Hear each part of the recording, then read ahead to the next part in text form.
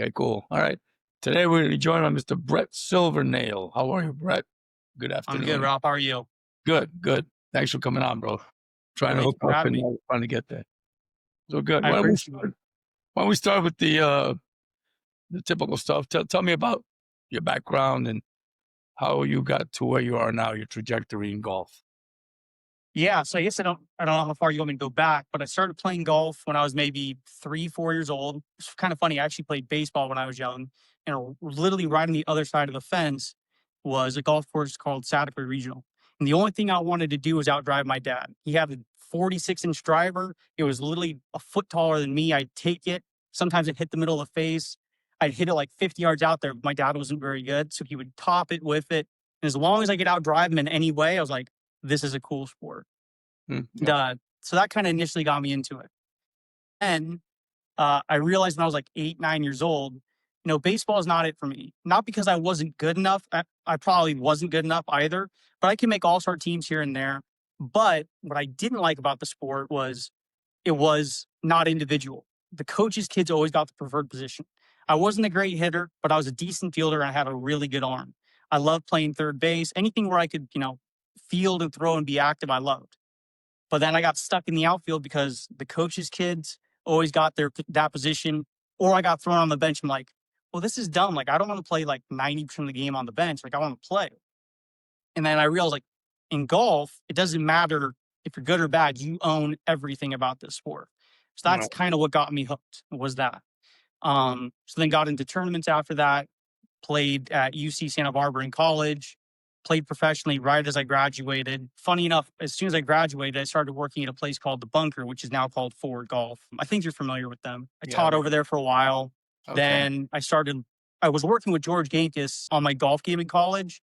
Then I kind of shadowed underneath him, learned for a long time, helped him develop his website. I still teach for him on his website. Okay. And I'm back teaching at Forward Golf. So that's kind of the short version of how my career gone. So these forward golf guys, they have this, they have their own club line, their own line of clubs. Yeah, they'd be all traveling right now. So they have their own club. So initially they were a fitting system. And well, I guess let me give you the short version of the story there. So Chad Dietz and a couple of his buddies owned a practice facility called The Bunker initially. And what it was a membership-based business. Come in, sign up, practice. Let's get you better at golf. This is indoor or outdoor? Indoor. Okay. So they had, I think, 5 bays in the beginning. Simulators and stuff. Okay. And Chad is just psycho obsessed about getting people better at golf. Like, that is his mission in life, which I respect. And he realized, like, man, people pay this membership fee, but I'd probably get 5% of them to come in and actually practice. And I feel like maybe 2 or 3 members are actually getting better. Maybe I should introduce lessons. And then he, after a couple of years, got a little bit fed up with lessons. He was like, people are coming in, they'll get told what to do. I even believe my instructors are doing a good job, but a lot of students aren't following through, or they're getting told very advanced things where maybe they have to practice 50 or 100 times to really develop that leg work or that motion of their swing. But they're practicing, a couple times a week, and they're never going to be able to actually implement it. So they're actually getting worse when they're not getting better. Some students would get better because they would put in the practice and follow through. But again, the majority were kind of slipping through the cracks. It's like, all right, well, what if I get into club fitting? Then he saw some validity in that from his perspective. It was like, well, I can't make a person be a player shooting 100 and get them to shoot 80, but maybe if they're shooting 100, I can get them to shoot 96 more often because their bad shots are a little bit less bad. They have a little bit better contact, and they can save some really easy strokes there. It's like, all right, cool. I have an actual method that works. But I don't know really what I'm doing here because I just feel like I'm grabbing random stuff off the wall. I'll grab a Titleist, then I'll grab a Callaway, and I'll grab a Mizuno, and sometimes I get it good, sometimes it's bad. I don't know where I'm going with this thing. And Chad's a very smart guy. He goes, if I'm confused doing this and I have several manufacturers, I'm not just limited to one company, how is anybody else getting this right? And so after he kind of really sussed that out for a while, he goes, I think what we need to do is we need to test individual variables. I think what we need to do is say, just like on a lob wedge that has a low bounce, a medium bounce, and a high bounce, let's test each one of them in isolation and see which one works best for you. And then through hitting the clubs and seeing which one you hit on the face, like in the middle and on the bottom groove. So he has a term called the Tiger Strike. So for people who don't know what that is or are unfamiliar, basically, if you look at Tiger Woods' clubs way back in the day, the bottom of his golf ball, where it got worn in on the club face, would be on that first groove or even slightly below it was where the wear mark is. Now, obviously, it's dead center from heel to toe, but it's pretty low on the face compared to most of us. Most of us, when we flush a shot, it's like in the geometric center up here, and we get stoked, right? It goes high and it goes far. And Chad asked himself a question. He said, well, who's right? When I hit the middle of the face and it feels good, am I right? Or Tiger, what looks like thin to me, is Tiger right? Well, Tiger's probably right. He's a way better golfer than I am. So let me see why hitting the ball lower on the face is important. And so he started really getting into strike location, trying to control where the low point was. That way players could make this Tiger strike, aka making sure they're hitting it lower on the face without thinning it, because it creates the most consistent ball flight you can have. You're taking away variables. You hit it higher on the face, well, you might introduce debris. You might introduce grass or sand or water, and it's just going to come off different. Sand might be more spinny. Water might come off as more of a jumper or might come off dead. It just makes it tough to control your distance. Versus when you're hitting the ball first and then the ground second with no interference, it comes off with the same height, the same spin, or at least as close as possible.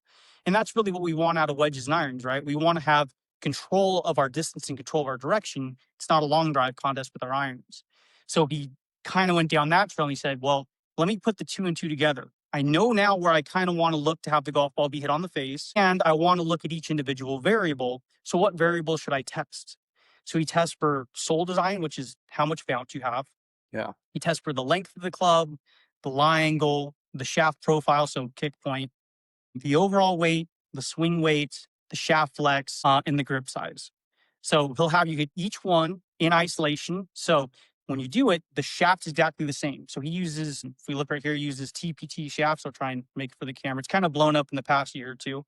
I don't have any affiliation, but shout out to TPT. The reason he went with them is because as of right now, they're making the most consistent shafts out there. Meaning if you took one shaft and let's just say you snapped it over your knee and you ordered the exact same shaft, as long as you cut it to the same specs, it's going to be as identical as possible compared to any other shaft out there. So he's trying to use everything he can in his power to isolate the individual variables. That way we know what we're testing. We're not introducing something new. So when you're testing the bounce, you're just testing a low bounce. You're not changing shafts, you're not changing grips, you're not changing weight, you're not changing anything. If you put it on a scale and measured it, it would be exactly the same across the board, except for that bounce profile. So you hit that one, then you hit the medium bounce, and then you hit the high bounce. See which one gives you the most consistent strike location. You back it up with the data to make sure it's giving you good height, good spin, consistent range of dispersion, and you repeat that process for each variable.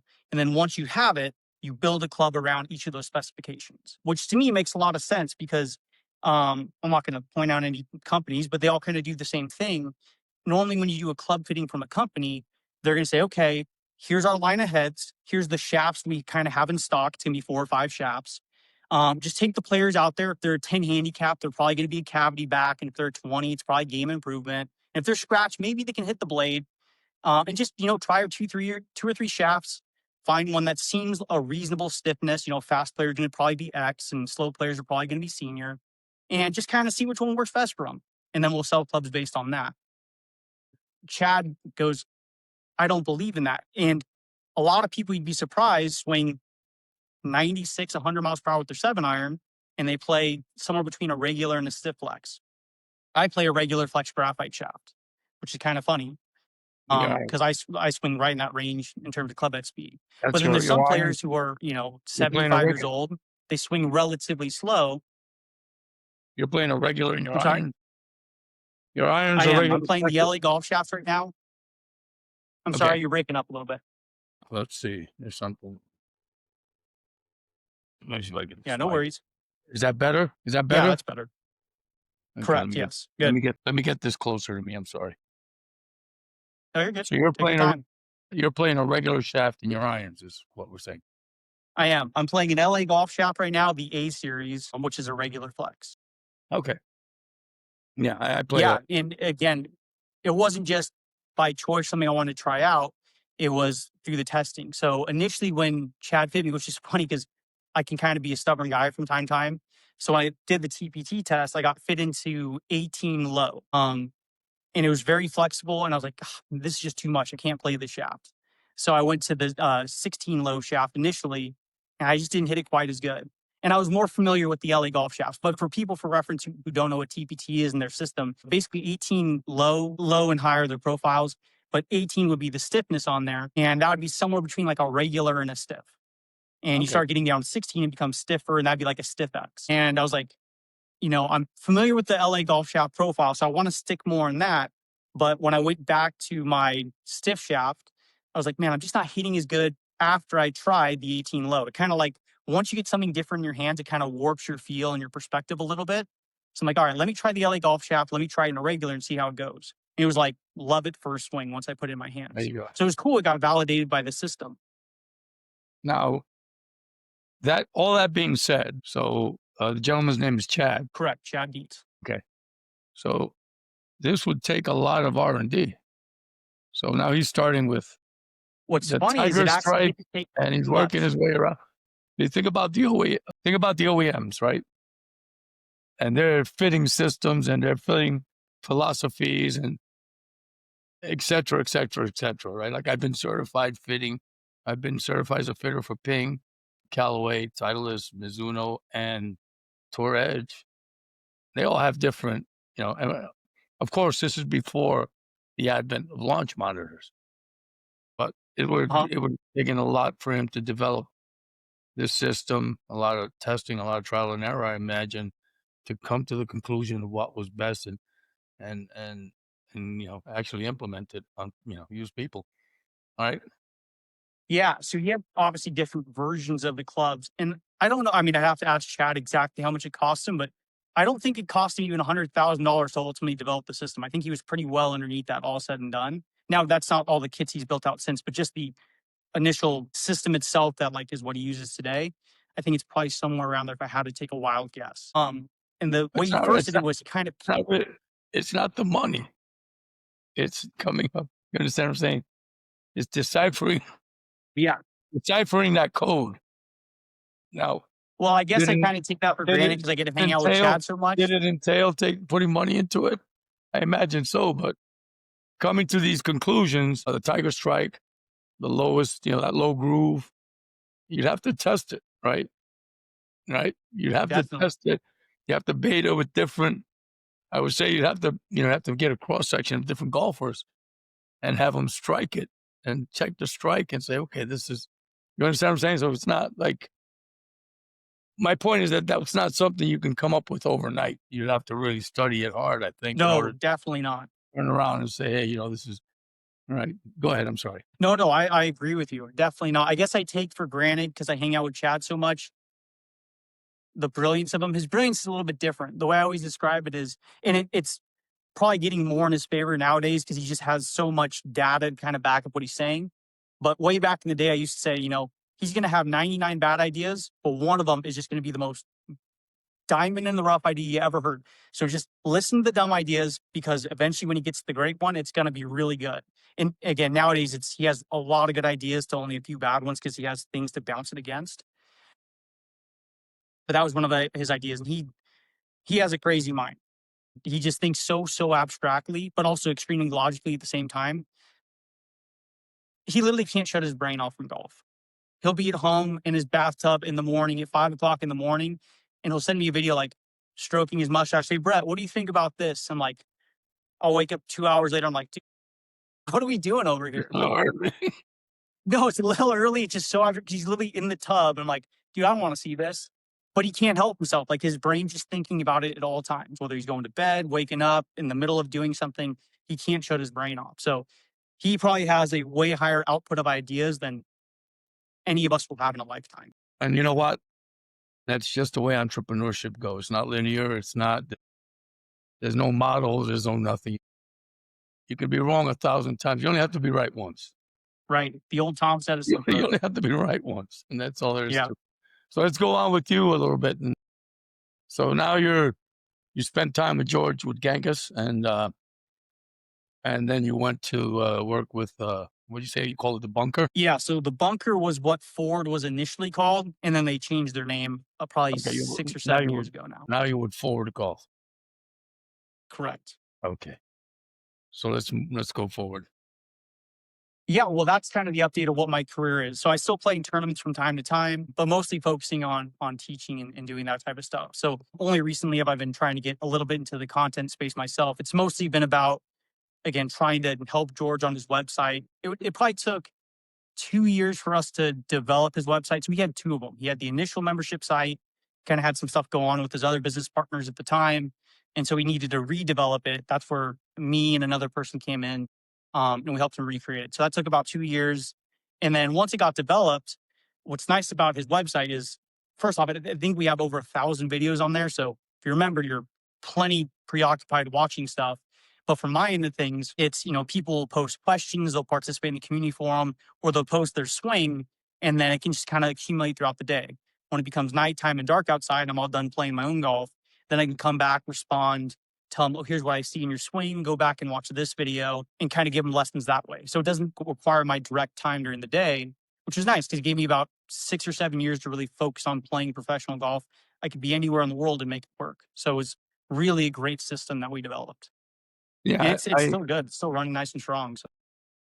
so when I left the space, the blogging space, I'm going to say 2014, 2013 around, didn't have time for that, among other things. Some kid took over and followed up with a lot of the instructors that were collaborating with me, Kelvin Miyahara. I can't remember his name now. He was an old timer from California. And he went to visit him. He went to visit Kelvin, went all the way to Hawaii to visit, and he went to visit George Gankus. Kid's name was Gabriel, I believe. Yeah. So Carl Welty. You went to see Carl Welty. I know you got all those names from Gankus. I wasn't aware of, but Kelvin and Welty and the other guys he got from, and I left, so it didn't matter. And I'd never seen George. I'd never seen George until that one video, and he seemed to, from that point forward, go viral. Like he was very, very popular at one point. Yeah, for sure. You know? Well, he kind of had the right combination of things. Obviously stood out as being very different. I mean, he had, you know, different type of humor in the golf space. He had the flat bill with the flip flops. So he had the look. He had a different look. He didn't have the look. He had his own look, which is Correct. Very different look. So yeah, different look, different attitude. He had really good high school players who were killing it, good college players who were killing it. Eventually, Matt Wolff and some other stars kind of came out of that. But yeah, he definitely caught a wave. And it's almost kind of a shame because at the time, I honestly thought he was one of the best instructors in the world because he was so good about taking what somebody was doing and working with their swing really, really nicely, which I really respected because it's kind of like you didn't have to become Matt Wolff. You didn't have to become, he had a bunch of other students at the time, but you didn't have to do any of those things. He always leaned into shallowing. He always leaned into the pivot. He always leaned into trying to create speed and power, but it was never like a hardcore rule, which I thought was cool because that always kind of turned me off when I had lessons when I was really, really young. It always seemed like I got stuck in some type of model. And that always really frustrated me because it's very tough for me to change my own golf swing. I mean, I probably, in the peak of it, was probably hitting 500 to 600 balls a day. And even with that, of 6 months of work on the same thing, I'd make very small changes with tremendous work. And it made me really frustrated. So when people would put me in models, I'm like, man, it doesn't kind of like fit into what I naturally do. It just doesn't work for me. And I'm like, who's going to out practice what I just did? I mean, does the average person really have a chance here if I can't do it? So that's why I really respected George so much because it's like, man, this guy works with what you got. And I like that. He's a very knowledgeable guy. He has a very good intellectual background of the golf swing. In For that, sure. I think he either worked with Ben Doyle or Greg McCadden at one point because he knows Yeah. he knows Yeah. the I don't know handshake. if He knows he the talks handshake. anymore. I know he talks. I'm sorry. Continue. I'm saying he knows the handshake, but he talks a lot about matchups.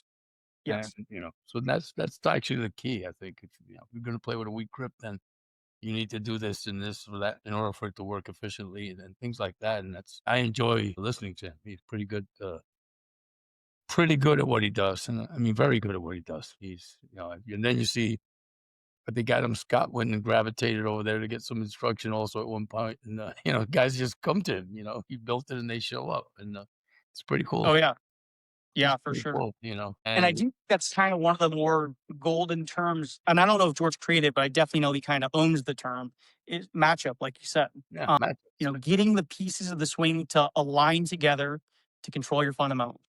Right, and that's what that yellow book that we were talking about earlier, this damn thing here, it's really not an instruction book, it's a catalog of components. That's all it is. It's like a manual parts and widgets and all that, and what you have to do to, and that's kind of what, you know, he writes about is, the preference is a strong single action grip, but if you play from a weak grip, then, then okay, you can work with that. You have to do this and that and blah, blah, blah. And that's kind of like allows for a lot of flexibility, I think. Yeah. Again, I haven't read enough into Golf Machine. Again, it's just a little above my head, Yeah, but yeah, I'll yeah, take your don't word worry for it. about that. It's not just just putting it out there. So let's go back to the conversation we were having earlier regarding fundamentals and what. Yeah. So again, when we look at the term matchups, which is a really complex thing. So I remember asking a long time back with George, I'm like, well, how would you define a matchup? And it was really funny because we both understood what a matchup was, but we couldn't like put a definition on it other than like, oh, we're trying to make everything work together. But to accomplish what? What are we trying to put together, and what's the target we're aiming at other than we just have a series of movements working together, right? Because that's basically what a swing model is. Whether you're going to go steep or you're going to be shallow, you're more of a closed face player or an open face player, whether you're more stack and tilt or you're a player who moves more off. There's a lot of different models you could have your golf swing. And if matched up correctly, they can all work, right? Um, Now you could argue some are going to work more easily than others or whatever, but they can all potentially work, at least theoretically on paper, the math you're trying to work out. But what is the math you're trying to work out? And to me, that's where the fundamentals come in play. So again, I kind of asked this question to all instructors that I run into. I asked them, what do you think the fundamentals are? Because if I think of other sports like basketball, because I've heard it a lot in that sport in particular, people will say, oh yeah, you got the fundamentals of basketball. You'll hear Kobe talk about it or Michael Jordan or whoever you listen to. I'm like, okay, they get raised with fundamentals in that sport. But I've never heard of fundamentals in golf. I never got told, oh, this is what is important in golf and this is too and this is not good in golf. People will throw out their theories, or I'll hear people throw on videos saying, get your arm in this position in the golf swing, but they'll never give you context as to why you want to do that or if it should even apply to you. So I started asking that question. I got answers all across the board. The most common answer I get when people say fundamentals is going to be, oh, it's your grip because it's what's holding the club. It's your alignment because that's where you're aimed. You got to be aimed towards the target. What's your posture at address? Oh, it's how you're rotating during the swing, which are all important things. Those things are all going to affect the fundamentals. But to me, they aren't the actual fundamentals themselves because you can look across the spectrum of great players, whether you want to go Hall of Fame, on tour, players who can break par, however you want to define it. And there's going to be exceptions to every single rule. I don't like exceptions to the rule. I want something to be truthful. I want it to be pretty rock solid, or at least as rock solid as we can possibly get. So if you look at like grip, for example, well, who could have a stronger grip and a more bowed wrist than somebody like Lee Trevino, right? Dead shot. But he would aim way left. He would drop under a plane and hit giant shoves out there to try and make it work. Right. Obviously, there's a lot of great players with a weak grip. Colin Morikawa comes to mind, Matt Wolff. You could go way down history and go different examples. And then obviously yes, very much so. And then you could obviously go neutral. That's always going to be kind of the bulkier people, right? So if you're going on each end of the spectrum, and that's not even looking at grip preference, right? Jim Furyk with double overlap, single overlap, interlock, 10 finger. Like there's so many examples of where it can go different. It's like, well, these things aren't universal truths, which is the definition I would look at when I'm talking about fundamental. A fundamental should be something that applies to everybody. The beginner, Tiger Woods in his prime, or the intermediate. If they can do these skills better, they're going to become better at golf. And if they do them worse, they're going to become worse at golf, which I think is a fair definition of the word fundamental. So when I think of fundamentals, and you were actually kind of describing what Stack and Tilt talks about, which I think their definition of fundamentals is the closest I've ever heard. So kudos to them. It's our low point, aka are we able to control where this club and ball are interacting with each other? When the ball is sitting on the ground, can we make ball first contact and then interact with the ground? And ideally, can we get underneath the golf ball completely? Because we don't want to thin it or top it. So can we make flush contact? And can we do it on a consistent basis? Second would be our face. Can we control where our face is aimed left and right? Because we need the ball to start on our intended line or at least close. And can we control our dynamic loft? How much the club is angled up or forward when we're hitting it to help control our distance? Then we have our face to path. First, can we get it in the proper direction relative to our face so it curves the way we intend, and then having it the right ratio so it's curving the proper amount. We're not hooking one or pushing one way out to the right if we're hitting a draw or vice versa for a fade. Fourth would be our contact on the face. Are we hitting the ball ideally in the middle of the face, or if we want to go down Chad's road, which I would argue the tiger strike, but most importantly, are we hitting it on a consistent part of the club face for two reasons? If we don't hit the middle of the club face, or if we hit in a different part of the club face, our ball speed changes because our smash factor changes. Yes. So we need to control our distance. So we're not hitting the same part of the face, which again, ideally is the middle of the face. We're going to hit different distances. And that's a problem because we need to not throw one over the back of the green or come up short. And then if we introduce hybrids and we introduce woods and driver because of the design of them, well, gear effect becomes massively important with those clubs. Because if we hit one high and off the toe, a snap hook happens very quickly. And if we hit one low and off the heel, we might keep it in play off the tee, but we're going to lose a tremendous amount of distance. Hitting near the middle of the face and most importantly, consistently on the face gives us the same direction and the same distance. So that's important. And lastly is speed, the ability to create speed and the ability to control our speed, which to me is the more important of the two. Creating speed is always going to be important. It's always going to be an advantage, but we need to control how far that ball goes. As you were telling me before this interview, play the proper tees. Go play the 150 marker if you have to. If you can scale the tees in playing, you can kind of mitigate how much speed you create a little bit. Controlling our speed is very important because, again, we don't want to blow one over the back and come up short in the water when we're misjudging something or mishitting it. Oh, another way of saying that is if you were to define golf in the most simple way you could, golf is basically an X and Y axis. It is a front to back game and it is a side to side game. The closer we get from side to side, closer we get to front to back, the closer we get to the hole until eventually we get in the hole. For the long game, short game, putting, applies to the golf swing, it applies to club fittings, whatever you want. If we can get those things closer, we hit better shots. And the more consistent we can do it, the better we are. So having said that, we'll now think about what I just described as the fundamentals. If you have your low point, aka how well you're able to make contact, that's going to be a big influence on your front to back, your distance control. Your face and path. Well, the loft is obviously going to be a big influence on your distance control, but same thing with curvature. Fades tend to go shorter, draws tend to go further because smash factor and spin. Right. And then contact, right? If you're mishitting it, it's going to go shorter. Solid contact goes further. And speed control, that's obviously the main elements of distance that we're in control of. The other things we're trying to make more constant the best we can. And then our face, path, and contact are side to side. The face is going to start the ball right or left primarily. I know path can pull it a little bit. Then our path relative to face is our curvature. And then gear effect is also our curvature. So if you can control those things, you control the flight of the ball. And just like Ben Hogan said, the ultimate judge of a golf swing is the flight of the golf ball. And the fundamentals control the flight of the golf ball. So that's what I would define as the fundamentals. Branching off that, then I would say we have adjacent fundamentals. I would say we have 3 categories total. The second category would be adjacent fundamentals, or in other words, the technique of the golf swing. Anatomically, how is our body moving to move the club in different positions throughout space? That's where matchups come in. How are we moving our body? What positions are we hitting to then control our matchup, aka our fundamentals? We move in one direction, it moves our low point somewhere or it moves our face somewhere. We're just trying to get all those variables in alignment so that our fundamentals can match up at the bottom of our swing. The final category I would have would be personal fundamentals. It's something you would feel in your swing that doesn't necessarily translate to other people. For example, David Duval talks about to start his downswing, he feels like he's trying to cast the club.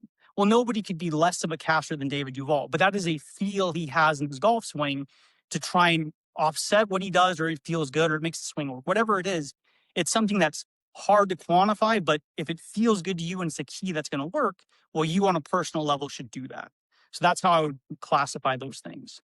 Yeah. So there's a certain aspect of individuality that a lot of instructors don't address, and that's one of them, right? So we all have our own little idiosyncrasies, even our feels and our thoughts and even the way we visualize shots. Completely, you can see, and they're so real, and I can see something completely different, and we can execute just as well, right? So it's not like it's not as straightforward as it seems. Yes, and 100%. Yeah, and why I think that stuff is so interesting is because you could look at it and be like, okay, well, if we understand what the fundamentals are, it's like, well, doesn't it ultimately just come back to technique? I mean, as long as we have a good swing model and the right position to our swing, well, then we're going to have fundamentals. Well, the reason why it's important is because now you don't need to have a swing model. You're open to all of them. And you are actually open to more swing models than have been invented so far because you have a scaffolding to work within. You can work with yourself personally. If you're 5 feet tall and you're 75 years old and you're overweight and you have injuries, well, you're not going to move like a 16-year-old who's 6'5" and hyper flexible.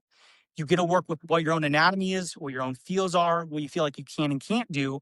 Now it's a little bit more work because you have to understand different models and how they're going to affect the fundamentals. AKA, you have to understand how the anatomy works. Because really, once you understand the tools of how your body can move and how it affects the club through space, you kind of have all the tools to then play with your fundamentals from there. And again, it takes extra work. You can't just rely on somebody saying, "Hey, put your arm in this position," which obviously it'd be nice if it was that simple.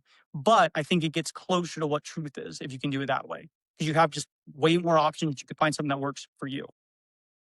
Yeah, and again, playing the proper tees. So I always usually play in this local tournament called the Brooklyn Open. And I'm 60 years old. So they kept putting me on on the back tees, the championship. There's 7,100 yards of golf.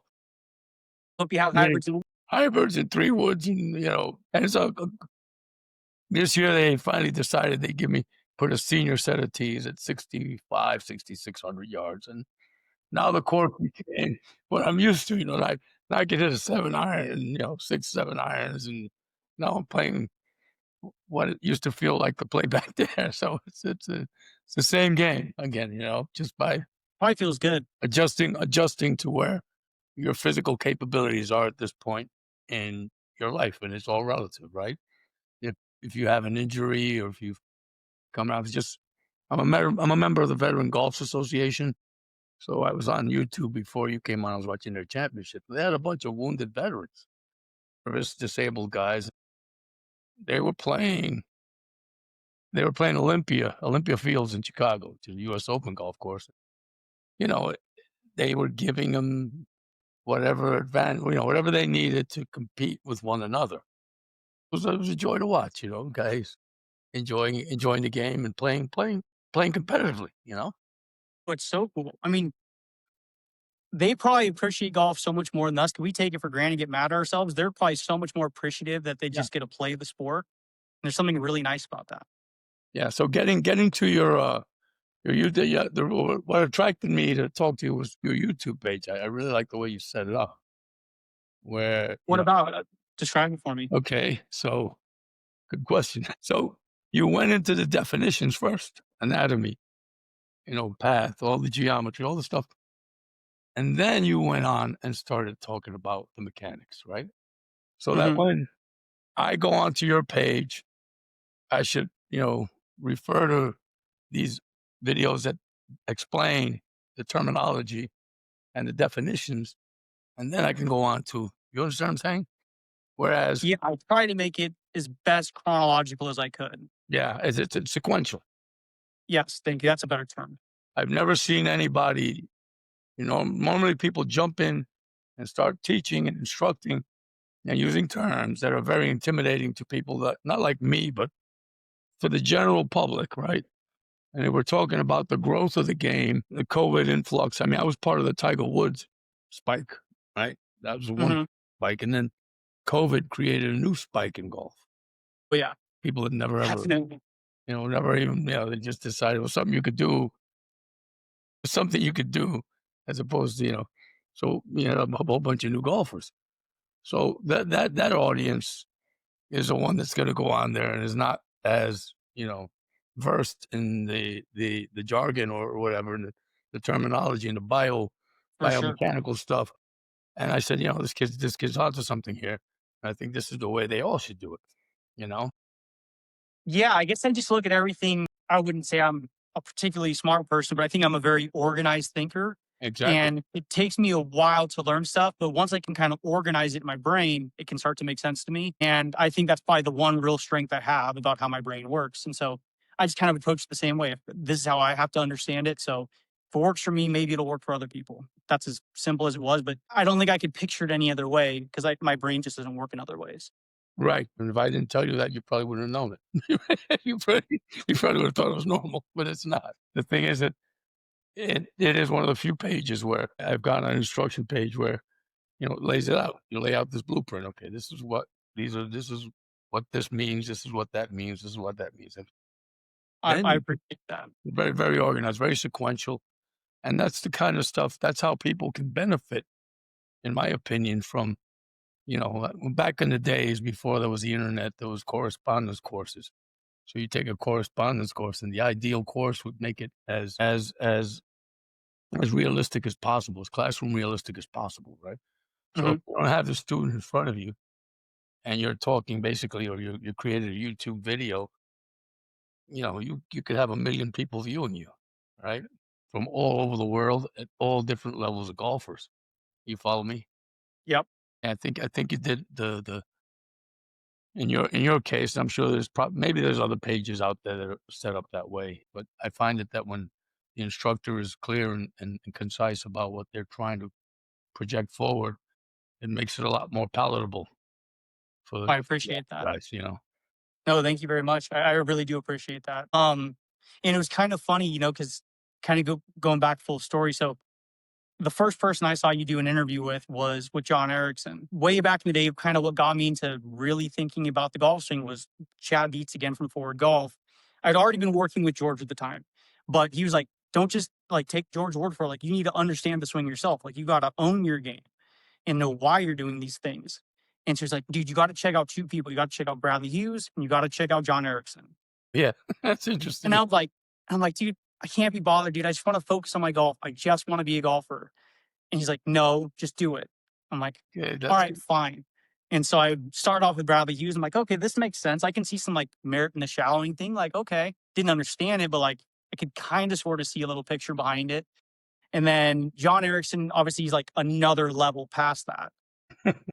But again, kind of like, all right, it kind of opened the doors and kind of cracked it open for me. And it kind of paralleled what George was talking about. In some ways, paralleled what Kelvin was talking about. Not exactly, but there were at least kind of similarities to it, especially talking about like trying to get body movements in sequence correct. I'm like, okay, I could like see some things here. So then I was like, all right, let me just go to George. I feel like this guy knows a lot. Clearly, he's catching fire. And I've already been working with him. Like, why don't I just shadow him for a few months and just really try and get as deep in his brain as I can? And you just start picking it together, right? You'll hear him teach one student, then another, and then you kind of build a scaffolding, but it's a little backwards because sometimes you're starting at the finish, and then sometimes it's a setup, and then it's this part, and then, oh man, he did something completely opposite with another student. But after enough data chunking, you can kind of put it together in your brain. And I was like, man, wouldn't it just be so much better if like you just had all the tools to work with in the beginning, and then you could kind of like you could develop from there. You could work up like it was a foundation. You could build layers like you're building a building. And when we tried to develop George's website at first, the only thing I couldn't get him to do was sit there and just define terms in the golf swing. He just like he works a little ADHD where he wants to talk about what he wants to talk about, and God bless him, that's what makes his brain work. So the way it does as a what genius. makes them attractive to people. Correct, and it makes him a genius. And he couldn't just like slow down and do the terminology. I'm like, man, I think we should though, because like I feel like if I was relearning this as a beginner, this kind of be like the thing I would need to track it. It was like the only thing I couldn't get him to twist his arm on. So I'm like, okay, if I ever make videos, like that's where I'm going to start. Like, let's all get on the same page. That way, when we're talking, we have reference. I'm always going to try my best to slow down. And if I say what external rotation is, I'm going to try and demonstrate what external rotation is. But I don't want to take that for granted. Let's just put it out there. Let's make sure we're all on the same page. Yeah, you can't operate on assumptions. Yeah, and you never know who's going to Because what may and see. come naturally to you, you feel like you're like everybody. You're assuming everybody out there knows what you mean, and that could just get them lost. It's okay, so it's like Yeah, you can't go to college without completing your prerequisites. Because sooner or later you're going to need them, right? no, definitely. Well, again, kind of, it's a good thing I'm not a genius because it probably would have came natural to me, and it didn't. It took me a really long time to wrap my head around what all these anatomical terms were. And like, again, if it's this hard for me, and I dedicated my life to golf, well, Right. it's like, what does a beginner have a chance of doing? So that's why I kind of took note and like, let's have some compassion for these people who don't spend this as their 9 to 5 job. You know what I mean? They're just trying to go from being a 90 golfer to try and shoot 86 more often. That's a great way to look at it. And and there's some of them that'll get better than that, I'm sure. So, are you teaching? Do you have are you online or Skillist or anything like that? I'm not on Skillist right now. Not opposed to it, just not on it. I teach for George on his website. So Directly if to George. anybody wants to get lessons, that's the quickest way to do it, to sign up for his membership. I teach FaceTime lessons if people hit me up for that. And then when I do in person, it's all at the facility at Forward Golf. Okay, cool. Well, So kind of, you're busy. You're part of the organization.